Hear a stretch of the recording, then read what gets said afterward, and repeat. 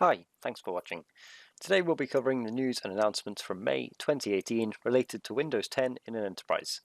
My name is Lee Cowen, a Premier Field Engineer at Microsoft in the UK. Now the biggest news from May was the availability of the Windows 10 1803 update, also known as the April update. Check out my previous video for details on new features and changes to expect when upgrading to this build. Now, whilst Microsoft have not released any information regarding how many users have already installed 1803, AdDuplex have announced that half of all Windows 10 users worldwide in May were running 1803. That's within a month of release. Here in their April 2018 report, we can see that over 92% of users were running 1709, the fall creators update. If we move over to May, however, half of all Windows 10 users are running the anniversary update. One reason we might be seeing this faster pace than previous releases is due to the new way Microsoft makes these feature updates available. Historically, Microsoft have slowly released the update over a period of weeks or months to monitor and react to issues. With 1803, however, if you head to Settings and Windows Update, and if you click Check for Updates, then you will see and download the 1803 update immediately. This is provided there are no known compatibility issues with your device or drivers. If you don't click that button, then the update may still take several weeks to arrive. This new functionality is known as being a seeker, meaning you're actively looking for updates rather than reactively waiting for them. Next up, we have the IT Pros AMA, or Ask Me Anything. For the first time ever, members of the Windows engineer and product teams hosted a 24-hour AMA, allowing members of the public to ask questions straight to these engineers about any concerns or ideas or problems they may have. This proved to be a great hit, and even if you missed it live, you can check all the questions and responses back through on his Tech Community website. Have a look through, you'll likely find a number of answers and resources you'll find pretty useful. Now I recommend subscribing to this so you can find out about future AMAs and get involved yourself. Now as with every feature update, we've seen a number of updated tools and policies made available.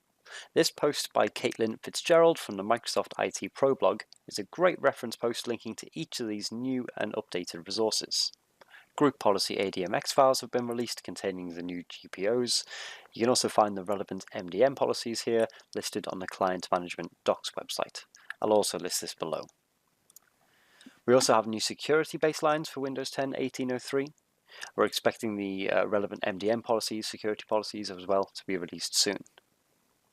The Windows Assessment and Deployment Kit, or ADK, has been updated as well. This contains improvements to the Windows Assessment Toolkit, a few changes and removals to answer file settings, and a few more. And finally, the Remote Server Administration Tools, or RSAT, has been updated too. As new security baselines are released for each new feature build, you'll need to grab these new updated files and get them into your environment. The Microsoft Security Compliance Toolkit contains the baselines for each feature build, as well as the Policy Analyzer tool. This is great for comparing and finding the differences between 1709 and 1803 security baselines, for example.